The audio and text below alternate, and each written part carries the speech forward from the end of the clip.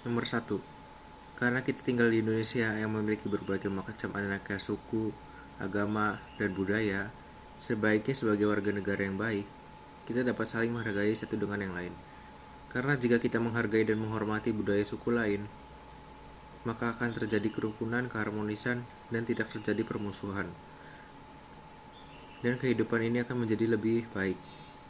Contoh konfliknya ada di Kalimantan Tengah. Konflik Kalimantan Tengah ini terjadi antara suku Dayak dan suku Madura pada tanggal 18 Februari tahun 2001 dan berlangsung sepanjang tahun. Yang kedua ada konflik suku di Lampung Tengah. Konflik ini dialami oleh suku asli dan suku pendatang. Suku Jawa dan suku Lampung.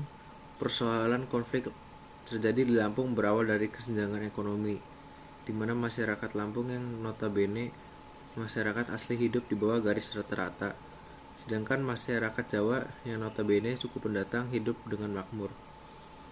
Yang ketiga, konflik suku di Papua. Konflik ini melibatkan suku Dani dan suku Moni pada hari Jumat 7 Maret 2014. Dalam konflik ini, banyak masyarakat yang meninggal dunia. Bahkan sering terjadi konflik beberapa aparat pada tahun ini, disiagakan sepanjang bulan. Nomor 2. Wawasan Nusantara berfungsi sebagai pedoman, motivasi, dorongan, dan rambu-rambu dalam jawabannya menentukan kebijakan, keputusan, dan tindakan. B. Ketentuan atau kaidah yang harus dipatuhi, ditaati, dipelihara, dan diciptakan demi tetap taat atau setia komponen pembentuk bangsa Indonesia terhadap kesepakatan bersama adalah jawabannya asas wawasan Nusantara. C. Fungsi wawasan Nusantara adalah pedoman, panduan, dan acuan bangsa. D.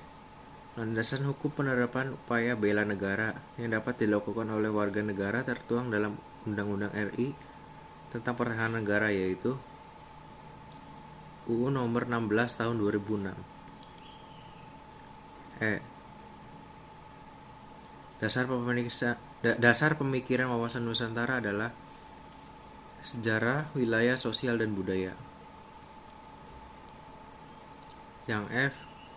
Cara pandang dan sikap bangsa Indonesia mengenai diri sendiri dan lingkungannya yang serba seragam dan bernilai strategis dengan mengutamakan persatuan dan kesatuan bangsa sebagai kesatuan wilayah dan dalam penyelenggaraan kehidupan bermasyarakat, berbangsa, dan bernegara untuk mencapai tujuan nasional disebut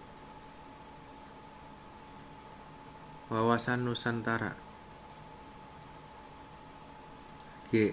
Ketentuan atau kaidah yang harus dipatuhi, ditaati, dipelihara, dan diciptakan demi tetap adanya satu pembentuk bangsa terhadap kesepakatan bersama adalah asas Nusantara. Implementasi wawasan Nusantara dalam kehidupan politik akan menciptakan negara yang sehat.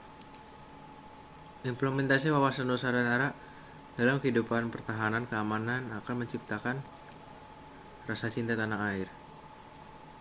Yang terakhir, asas wawasan Nusantara menyatakan bahwa adanya kesesuaian pembagian hasil dengan jerih payah dan kegiatan baik perorangan dan golongan, kelompok maupun daerah, asas keadilan. Nomor 3. Setelah mengikuti kuliah pendidikan Pancasila dan kewarganegaraan, bagaimana pendapat Anda mengenai mata kuliah ini? Serta tujuan apa yang Anda dapat peroleh?